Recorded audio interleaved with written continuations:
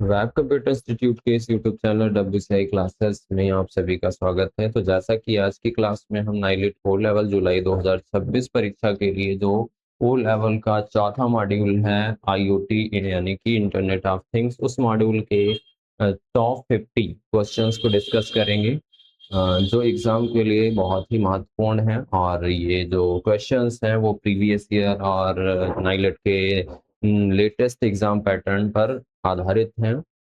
तो जिनको एक एक करके हम डिस्कस करते हैं और इस संपूर्ण क्लास में हम टोटल 50 क्वेश्चंस को डिस्कस करेंगे। तो जिनका पहला क्वेश्चन आ जाता है कि फर्स्ट क्वेश्चन क्या है, AMQP यूज UDP प्रोटोकॉल। क्या AMQP UDP प्रोटोकॉल का इस्तेमाल करता है? तो जैसे कि अगर हम बात करते हैं कि AMQP क्या है, यह भी एक प्रोटोकॉल है। UDP क्या है, यह भी एक प्रोटोकॉल है। तो AMQP UDP का प्रोटोकॉल करता है पूछा जा रहा है, तो ये नहीं करता है, यानी कि बी ऑप्शन सही हो जाएगा। और दोनों में अगर हम अंतर देखते हैं तो AMQP जो होता है ये किस लेयर पर या OSI की किस लेयर पर आधारित प्रोटोकॉल है? तो जैसा कि यह OSI का एप्लीकेशन लेयर प्रोटोकॉल है, कौन? AMQP। लेकिन UDP जो होता है वो OSI की किस लेयर पर कार्य करता है? तो ये ट्रांसपोर्ट लेयर प्रोटोकॉल है। तो इस तरीके से ये दोनों अलग अलग लेयर पर काम करते हैं। नेक्स्ट क्वेश्चन है, identify the incorrect advantage of IoT। IoT की गलत फायदे की पहचान बताएं। गलत फायदे की पहचान क्या है? Reduce waste, enhance data collection, improve customer engagement या सिक्योरिटी। तो जैसा कि गलत फायदा, सही फायदा नहीं पूछा जा रहा है, गलत फायदा पूछा जा रहा है, तो क्या हो जाएगा? Security. Next question, what does IIoT stand for? IIoT का फुल नेम क्या होता है? तो जैसे कि IoT का फुल नेम क्या है? इंटरनेट ऑफ थिंग्स है। तो इससे पहले अगर लगा हुआ आई तो उसका मतलब क्या हो जाएगा? इंडस्ट्रियल, यानी कि industrial internet of things IIoT का फुल नेम है। और अगर वही पूछ लिया जाता है WOT का फुल नेम क्या होता है, तो वो क्या हो जाता है? Web of things. Web of things इसका फुल नेम है, तो ये WOT का है। नेक्स्ट क्वेश्चन है, through API enable service portability is. API के जरिए सर्विस पोर्टेबिलिटी की सुविधा इस प्रकार है। तो जो API के थ्रू जो आपको पोर्टेबिलिटी की सर्विस दी जाती है वह क्या होती है? डिवाइस पर होती है या नेटवर्क पर होती है या सर्विस होती है या सिस्टम होती है? तो वो क्या होती है? एक सर्विस होती है। तो API के जरिए दी जाने वाली पोर्टेबिलिटी क्या कहलाती है? सर्विस कहलाती है। Which of the following is a not a standard protocol used in IoT domain? इनमें से कौन सा IoT डोमेन में इस्तेमाल होने वाला स्टैंडर्ड प्रोटोकॉल नहीं है?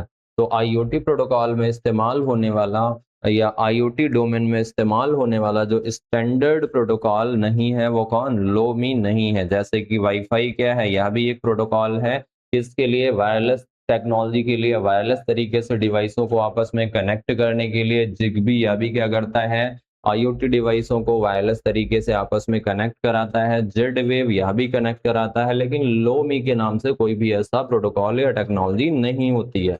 Next question, identify the light weight protocol. निम्नलिखित में से सबसे लाइट वेट या हल्का प्रोटोकॉल कौन सा होता है? HTTP, COAP या MQTT? तो जैसा कि जो MQTT होता है ये कैसा लाइट वेट प्रोटोकॉल है। और यह OSI की किस लेयर पर कार्य करता है? तो OSI की एप्लीकेशन लेयर पर काम करता है, यानी कि ये OSI का एप्लीकेशन लेयर आधारित प्रोटोकॉल है।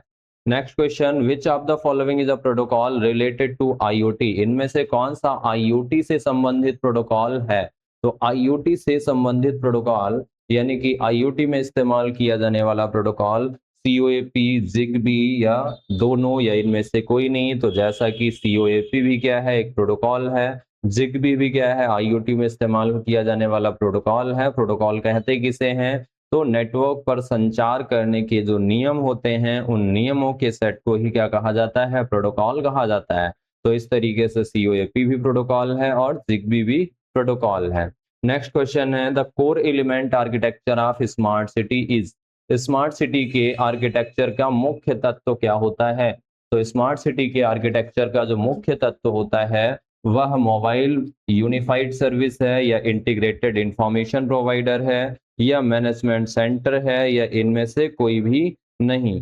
तो यहाँ पर क्या मिल जाएगा, मैनेजमेंट सेंटर। तो मैनेजमेंट सेंटर जो होता है वह स्मार्ट सिटी आर्किटेक्चर का सबसे कोर एलिमेंट या मुख्य एलिमेंट होता है। Next question, identify the last step of reliable data transfer.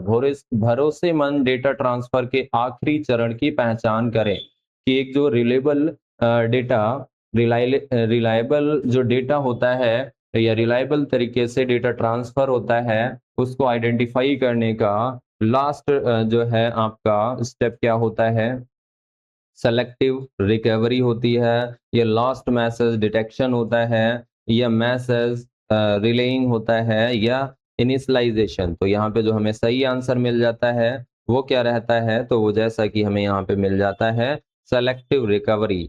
A option सही है। नेक्स्ट क्वेश्चन आता है, internet of things need a lot of network connection. Internet of things को बहुत सारे नेटवर्क कनेक्शन की जरूरत होती है। What is the purpose white space radio standard called. तो प्रस्तावित व्हाइट स्पेस रेडियो स्टैंडर्ड का क्या नाम होता है, तो प्रस्तावित रेडियो स्टैंडर्ड का जो नाम होता है वो क्या है, तो वाइटलेस इसका नाम होता है।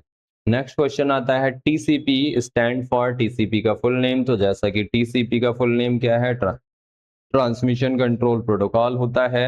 यह ओएसआई की किस लेयर पर कार्य करता है, तो ओएसआई की यह ट्रांसपोर्ट लेयर पर काम करता है। तो ओएसआई की किस लेयर पे ये काम करेगा, ट्रांसपोर्ट लेयर पर काम करेगा। नेक्स्ट क्वेश्चन अगर हम देखते हैं, during embedded design which design consider. During embedded design which design consider both hardware and software. Embedded design के दौरान कौन सा डिजाइन हार्डवेयर और सॉफ्टवेयर दोनों को ध्यान में रखता है।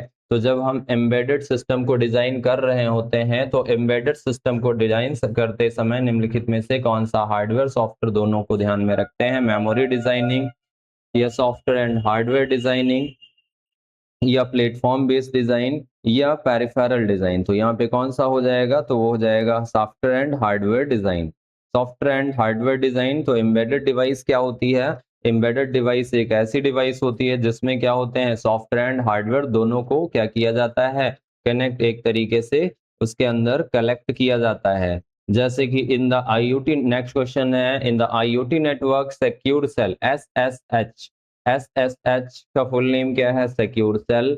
In the IoT network secure shell is, IoT network में सिक्योर सेल क्या होता है, गेटवे होता है, या सिक्योर नेटवर्क प्रोटोकॉल होता है, या ये राउटर होता है, या फायरवॉल होता है। तो क्या होता है, सिक्योर नेटवर्क प्रोटोकॉल होता है, जिसे हम क्या कहते हैं, एसएसएच कहते हैं। ठीक इसी तरीके से एक लेयर होती है जिसे हम क्या कहते हैं, एसएसएल कहते हैं।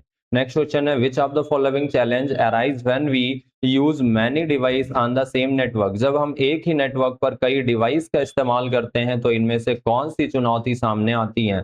जैसे कि हम क्या करते हैं, एक ही नेटवर्क पर जब अलग अलग प्रकार की या कई डिवाइसें यूज करते हैं तो वहां पर सबसे बड़ी चुनौती हमारे लिए क्या हो जाती है, सिग्नलिंग की सबसे बड़ी समस्या होती है, या पावर डिटेक्शन की होती है, या सिक्योरिटी की, या पावर कंजप्शन। तो वहां पर क्या हो जाता है, सिक्योरिटी की, कि एक डिवाइस सुरक्षित तरीके से काम कर रही है तो उसी के साथ में जो कनेक्टेड दूसरी डिवाइस है वो ठीक उसी सुरक्षा पर काम कर रही है या करेगी या नहीं।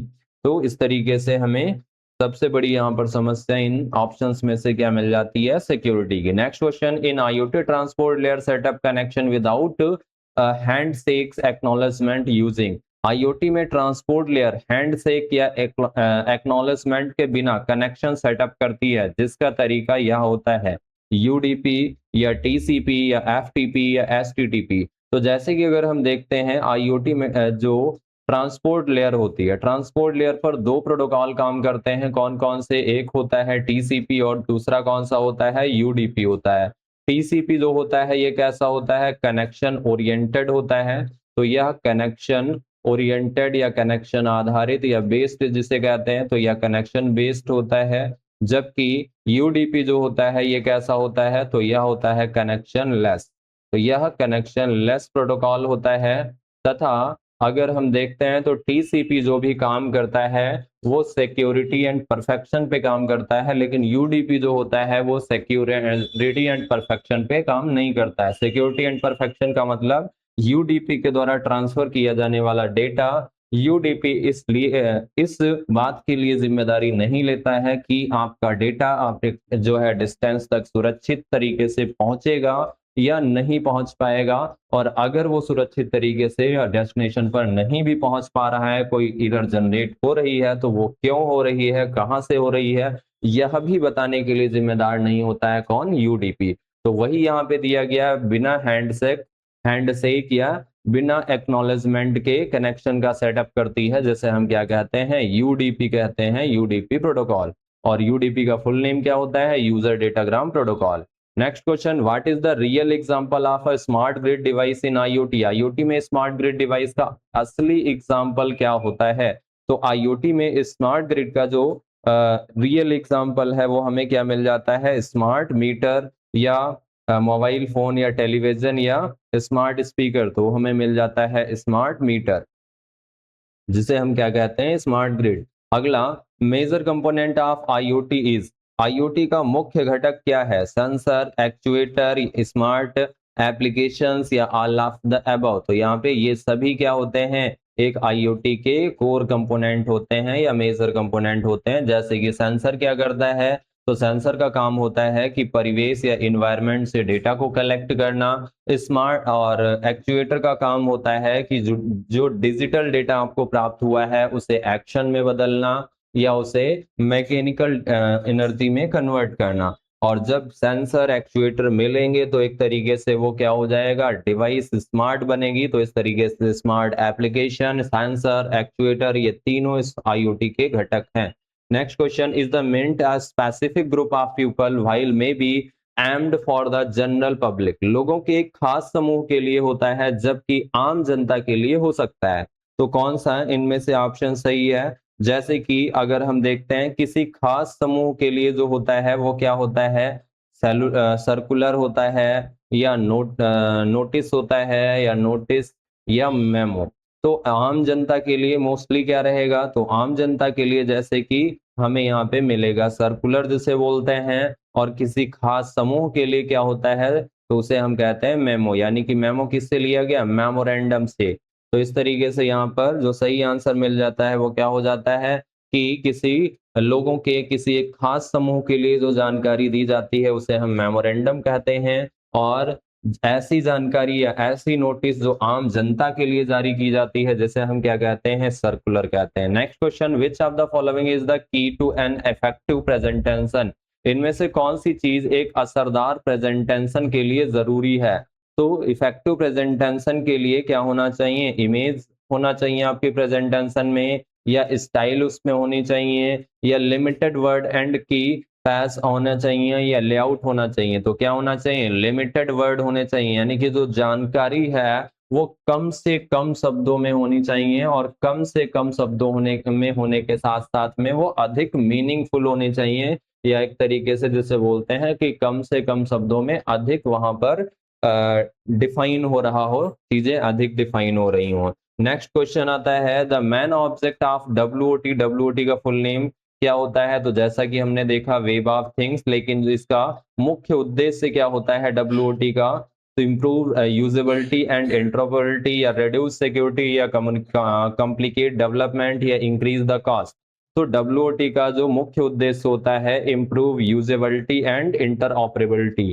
नेक्स्ट क्वेश्चन आता है, IoT and cloud computing has what kind of the relationship। IoT और क्लाउड कंप्यूटिंग के बीच किस तरह का संबंध होता है, फिजिकल संबंध होता है या कंप्लीमेंट्री होता है या कोडिंग होता है या ग्राफिकल होता है। तो जैसा कि एक जो आईओटी और क्लाउड के बीच में जो संबंध होता है वो कंप्लीमेंट्री संबंध होता है, तो यहाँ पे बी ऑप्शन सही हो जाता है। नेक्स्ट क्वेश्चन आता है, which of the following is an establish set of rule that determine how data is transmitted between different device in the same network. इनमें से कौन सा नियमों का एक स्थापित समूह है, तो किसका, नियमों का एक स्थापित समूह है जो यह तय करता है कि एक ही नेटवर्क में अलग अलग डिवाइसों के बीच कैसे ट्रांसमिट किया जाएगा या कैसे भेजा जाएगा, तो उसे हम क्या कहते हैं, नेटवर्क प्रोटोकॉल या टीसीपी आईपी प्रोटोकॉल, या हम उसे नेटवर्क प्रोटोकॉल। यहाँ पे दो ऑप्शन सेम रिपीट हो गए हैं, तो जैसा कि जो सही आंसर हमारा क्या हो जाएगा, नेटवर्क प्रोटोकॉल हो जाएगा, क्योंकि नेटवर्क प्रोटोकॉल ही क्या करते हैं, यह तय करते हैं कि एक ही नेटवर्क पर अलग अलग डिवाइसों के बीच में डेटा किस तरीके से ट्रांसमिट किया जाएगा, कौन ट्रांसमिट करेगा। नेक्स्ट क्वेश्चन आता है, identify the shortest range IoT network. IO सबसे कम रेंज वाले आईओटी नेटवर्क की पहचान करें। तो सबसे कम रेंज पे निम्नलिखित में से कौन सी टेक्नोलॉजी काम करती है, सिगफॉक्स है या एलडब्ल्यू पैन है या short range wireless area network है या शॉर्ट नेटवर्क है। तो कौन सा हो जाएगा, short range wireless area network जो होता है ये निम्नलिखित में से सबसे कम दूरी पे काम करता है। नेक्स्ट क्वेश्चन आता है, an IoT network is collection of device. IoT network device का एक समूह है। तो आईओटी नेटवर्क जो होता है वो कौन सी डिवाइस का समूह होता है, सिंगल डिवाइस का होता है या मशीन टू मशीन का होता है या इंटरकनेक्टेड डिवाइस। तो इंटरकनेक्टेड डिवाइसों का एक समूह होता है जिसे हम क्या कहते हैं, आईओटी कहते हैं, क्योंकि आईओटी में कई प्रकार की डिवाइसें या कई डिवाइसें आपस में एक दूसरे से इंटरकनेक्ट होती हैं। किस लिए इंटरकनेक्ट होती हैं, तो डेटा का साझाकरण करने के लिए या डेटा का आपस में एक दूसरे से आदान प्रदान करने के लिए, जिससे जिसे ही हम क्या कहते हैं कि यह आईओटी इकोसिस्टम बना हुआ है। नेक्स्ट क्वेश्चन आता है, service is term as the SOA. SOA में सर्विस को क्या कहा जाता है, तो एसओए में जो सर्विस होती है इसे नेटवर्क सर्विस कहते हैं या सॉफ्टवेयर सर्विस कहते हैं या हम बिजनेस सर्विस कहते हैं या डेवलपर सर्विस कहते हैं। तो इसे कहा जाता है बिजनेस सर्विस। तो एसओए में जो सर्विस है किसको आइडेंटिफाई कराती है, बिजनेस सर्विस को आइडेंटिफाई कराती है। नेक्स्ट क्वेश्चन आता है, the first step of IoT system design methodology is to define the purpose and requirement of system. IoT system design की प्रक्रिया में जब हम आईओटी सिस्टम को क्या कर रहे हो, डिजाइन कर रहे हो, तो उसकी प्रक्रिया में जो पहला कदम होता है वो सिस्टम के उद्देश्य और जरूरतों को तय करता है। यानी कि जब हम क्या करेंगे, आईओटी इकोसिस्टम डिजाइन करेंगे, तो आईओटी सिस्टम को डिजाइन करने के लिए सबसे पहला जो हमारा कदम रहता है वो क्या रहता है कि हम पहले ये जो है एक तरीके से आइडेंटिफाई करना होगा कि हम किस उद्देश्य के लिए या क्या काम करने के लिए आईओटी इकोसिस्टम बनाएंगे। वो आपको काम क्लियर है तो हमें यह भी पहले जानना पड़ेगा कि इस कार्य को पूरा करने के लिए हमें कौन कौन सी डिवाइसों की आवश्यकता पड़ेगी। तो यह स्टेटमेंट सही है या गलत है, तो जैसा कि यह स्टेटमेंट सही हो जाता है, क्योंकि अगर हमें कोई भी काम करना होता है तो उस काम की पहले प्लानिंग करते हैं, और जब प्लानिंग करते हैं तो उस प्लानिंग के आधार पर उस काम को पूरा करने के लिए हमें किन किन चीजों की आवश्यकता पड़ती है यह भी हमें क्या करना होता है, आइडेंटिफाई करने की आवश्यकता होती है, जिसके बाद ही हम क्या कर पाते हैं, सुविधाजनक तरीके से तथा एक्यूरेट तरीके से उस काम को कम से कम समय में पूरा कर पाते हैं। नेक्स्ट क्वेश्चन आता है, IoT system has multiple independent and nodes that perform sensing or actuation and send data to the cloud। IoT system में कई स्वतंत्र नोड होते हैं। तो एक जो IoT को सिस्टम होता है जिसमें कई इंडिपेंडेंट नोड होते हैं जो सेंसिंग या एक्चुएशन का काम करते हैं और क्लाउड को डेटा भेजते हैं। तो जैसा कि यह भी क्या होता है, सही है, यह भी बात सही बताई जा रही है, क्योंकि एक जो आईओटी इकोसिस्टम बना हुआ है उसमें क्या है, कई नोड ऐसे हो सकते हैं या कई डिवाइसें ऐसी हो सकती हैं जो क्या कर रही हैं, इंडिपेंडेंट तरीके से काम कर रही हैं, वो किसी दूसरे डिवाइस पर डिपेंड नहीं है, लेकिन वो सेंसिंग के माध्यम से या सेंसर का प्रयोग करते हुए डेटा कलेक्ट कर रही हैं और उस कलेक्ट किए गए डेटा को क्लाउड पर भेज रही हैं। तो इस तरीके से यह भी ऑप्शन सही हो जाता है, यानी कि यस हो जाएगा। नेक्स्ट क्वेश्चन आता है, data goes from things to the cloud and vice versa through the gateway. Gateway के जरिए चीजों से क्लाउड तक और क्लाउड से चीजों तक जाता है। जो डेटा होता है, ये बताया जा रहा है कि हमारा जो डेटा होता है वो गेटवे के माध्यम से ही या गेटवे के जरिए ही चीजों से क्लाउड तक, यानी कि हम मान सकते हैं क्लाइंट से क्लाउड तक और क्लाउड से चीजों तक, यानी कि क्लाइंट से क्लाउड से क्लाइंट तक जो है वो आदान प्रदान होता है। यह बात सही है या गलत है? तो यह भी बात सही है। जैसे कि अगर हम देखते हैं कि मान लेते हैं क्लाउड है और इस क्लाउड पर क्या है, आपका डेटा सेव है। जैसे आप बोल सकते हैं ये क्या है, डेटा सर्वर है, ये डेटा सर्वर है। और बीच में क्या आपका लगा हुआ है, गेटवे लगा हुआ है। गेटवे का काम क्या होता है कि नेटवर्क या सर्वर पर आने वाले ट्रैफिक को कंट्रोल करना है, डेटा को नियमानुसार सुविधाजनक तरीके से क्लाउड तक भेजना है, तथा क्लाउड से एक्सेस किए जाने वाले डेटा को भी नियमानुसार और सुविधाजनक तरीके से क्लाइंट तक पहुंचाना है। तो यहाँ पे जो बैठा हुआ क्लाइंट, जैसे कि मान लेते हैं कोई भी फॉर्म ये फिल कर रहा है, तो फॉर्म की जानकारी गेटवे क्या करता है, सर्वर पर सबमिट कराता है। और नेक्स्ट टाइम जब यूजर क्या करता है, अपने फॉर्म का स्टेटस चेक करना चाहता है, तो यहाँ पे आवश्यक चीजों को फिल करता है और उस फिल की गई चीजों के अनुसार उसका डेटा कहाँ स्टोर है, इस क्लाउड में स्टोर है। तो इस क्लाउड से डेटा उठाता है और कहाँ भेज देता है, तो इस क्लाइंट के सिस्टम पर या क्लाइंट के ब्राउजर पर डिस्प्ले करा देता है। तो दोनों का आदान प्रदान करा रहा है। नेक्स्ट क्वेश्चन आता है, the AMQP IoT protocol consist of a hard and fast of component that route and save message within the broker carrier। तो AMQP IoT प्रोटोकॉल में ऐसे कई कंपोनेंट होते हैं जो ब्रोकर सर्विस के अंदर मैसेज को रूट और सेव करते हैं। तो यह भी स्टेटमेंट क्या हो जाता है, सही होता है या गलत हो जाता है? तो यह भी है स्टेटमेंट है सही कि जो AMQP प्रोटोकॉल होता है, AMQP का फुल नेम क्या होता है, एडवांस मैसेजिंग क्विंग प्रोटोकॉल। और यह IoT प्रोटोकॉलों में से कई कंपोनेंट ऐसे होते हैं जिन कंपोनेंटों में जहां पर क्या काम होता है, ब्रोकर सर्विस के माध्यम से काम हो रहा है, और उस ब्रोकर सर्विस के थ्रू क्या करते हैं, मैसेज को रूट कराते हैं, मैसेज को सेव कराते हैं।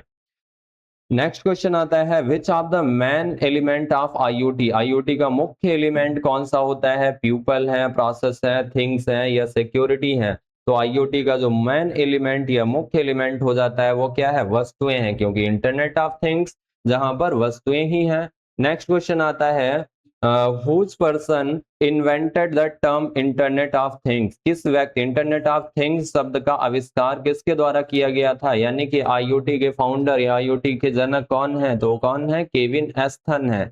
नेक्स्ट क्वेश्चन आता है, विच प्रोटोकॉल इंटरेक्ट एसिंक्रोनस अवर UDP, कौन सा प्रोटोकॉल UDP पर एसिंक्रोनस रूप से इंटरेक्ट करता है? तो यूडीपी का फुल नेम क्या है, यूजर डेटाग्राम प्रोटोकॉल है।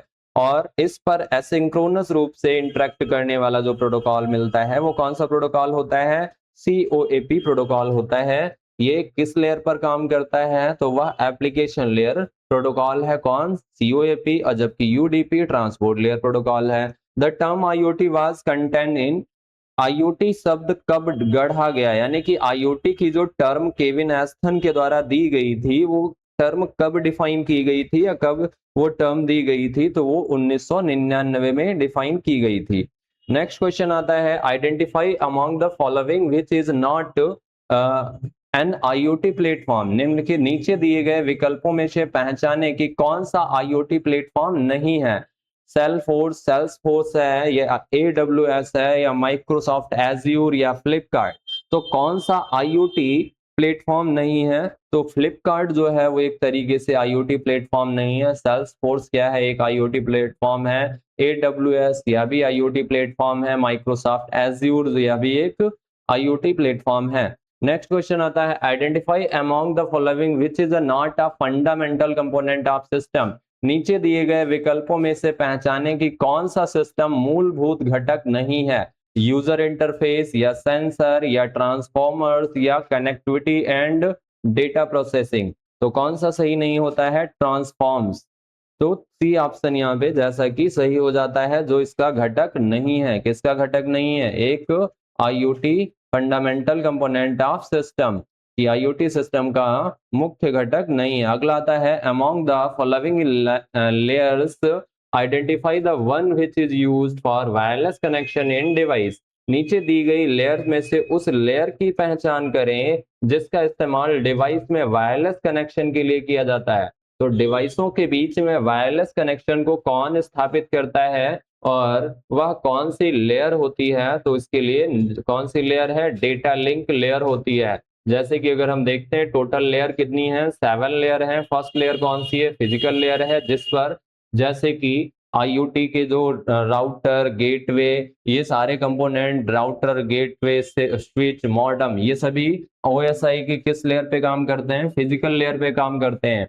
फिजिकल के बाद में कौन सा होता है? डेटा लिंक लेयर होती है। डेटा लिंक का काम होता है कि जो अलग अलग डिवाइसें हैं या जो अलग अलग डिवाइसें हैं उन डिवाइसों को क्या करना है? आपस में कनेक्ट करना है। तो वो कनेक्ट कौन करके रखता है? Data link layer. फिर नेटवर्क लेयर का काम होता है कि एक डिवाइस, वो जो डेटा लिंक के लेयर के द्वारा, यानी कि ये जो डिवाइसें थी, इन डिवाइसों पर के बीच इस कनेक्शन किसने स्थापित किया? Data link layer. अब डेटा लिंक के ऊपर कौन मिल जाता है? Network layer. नेटवर्क लेयर का काम होता है कि ये जो एक तरीके से रोड बना दी है डेटा लिंक पर, इसी रोड पर आप क्या करेंगे? वस्तुएं लेकर के, यानी कि जो डेटा है वो डेटा यहां तक डिलीवर कराएंगे। किसका काम होता है? नेटवर्क लेयर का काम होता है। और दूसरा अगर हम देखते हैं ट्रांसपोर्ट लेयर, ट्रांसपोर्ट लेयर का काम क्या होता है? तो ट्रांसपोर्ट लेयर का काम होता है कि ये जो नेटवर्क लेयर के माध्यम से यहां तक डेटा ले जाया जा रहा है, उसकी पूर्ण रूप से देखभाल करना या उसकी पूरी जिम्मेदारी किसकी होती है? ट्रांसपोर्ट लेयर की।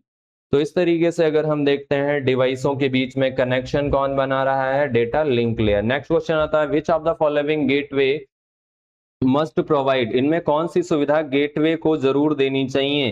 तो गेटवे को कौन आवश्यक रूप से सर्विस देनी चाहिए? Protocol, abstraction, security with hardware, या सिंपल एंड फास्ट इंस्टॉलेशन, या डेटा स्टोरेज? तो वो है प्रोटोकॉल एब्स्ट्रैक्शन। ए ऑप्शन सही हो जाता है। नेक्स्ट क्वेश्चन हमें मिलता है, identify the protocol used to link all device in IoT. IoT में शामिल सभी डिवाइसों को जोड़ने के लिए इस्तेमाल होने वाला प्रोटोकॉल कौन सा होता है? तो कौन सा प्रोटोकॉल होता है जो आईओटी की सभी डिवाइसों को कनेक्ट करके रखेगा? तो वो होता है टीसीपी आईपी। नेक्स्ट क्वेश्चन आता है, is a combination of hardware and software to perform a specific task. किसी खास काम को करने के लिए हार्डवेयर और सॉफ्टवेयर का कॉम्बिनेशन क्या कहलाता है? तो किसी स्पेसिफिक काम के लिए कंबाइन किए गए हार्डवेयर और सॉफ्टवेयर को क्या कहते हैं? हम एम्बेडेड सिस्टम कहते हैं। तो एम्बेडेड सिस्टम क्या होता है या एम्बेडेड डिवाइस क्या होती है? एक ऐसी डिवाइस होती है जिसमें हार्डवेयर एंड सॉफ्टवेयर दोनों पाए जाते हैं, लेकिन जिनको किसी स्पेसिफिक या विशिष्ट कार्य को करने के लिए क्या किया गया? डिजाइन किया गया है। नेक्स्ट क्वेश्चन आता है, द पर्पस ऑफ डब्ल्यूओटी। डब्ल्यूओटी का उद्देश्य क्या होता है? तो डब्ल्यूओटी का जैसा कि उद्देश्य में मिल जाता है कि इम्प्रूव यूजेबिलिटी एंड इंटरऑपरेबिलिटी, की जो यूजेबिलिटी है, इंटरऑपरेबिलिटी है, इसको क्या करना है? तो इसको इम्प्रूव कराना है। तो कौन सा ऑप्शन सही हो जाता है? डी ऑप्शन सही हो जाता है। नेक्स्ट क्वेश्चन आता है, which of the following use their on business model. इनमें से कौन अपने खुद के बिजनेस मॉडल का इस्तेमाल करते हैं? यानी कि कौन होते हैं? सर्विस प्रोवाइडर है, या सास है, या आस है, या इनमें से कोई नहीं? जो क्या करता है? खुद का बिजनेस मॉडल यूज करता है। तो खुद का बिजनेस मॉडल यूज करने वाला कौन हो जाएगा? सर्विस प्रोवाइडर हो जाएगा। यानी कि जो क्या है कि सर्विस प्रोवाइड करा रहा है। तो जो प्रोवाइडर है, अगर वो दूसरों के लिए प्रोवाइड करा रहा है, तो ऐसे में क्या वो खुद दूसरे का यूज करेगा? तो वो खुद दूसरे का तो नहीं यूज करेगा। सबसे पहले क्या करेगा? अपने लिए बनाएगा और बाद में दूसरों के लिए अवेलेबल करेगा। तो ऐसे में अगर हम देखते हैं तो उसका बिजनेस, अब उस बिजनेस के लिए वो क्या कर रहा है? खुद का इस्तेमाल कर रहा है।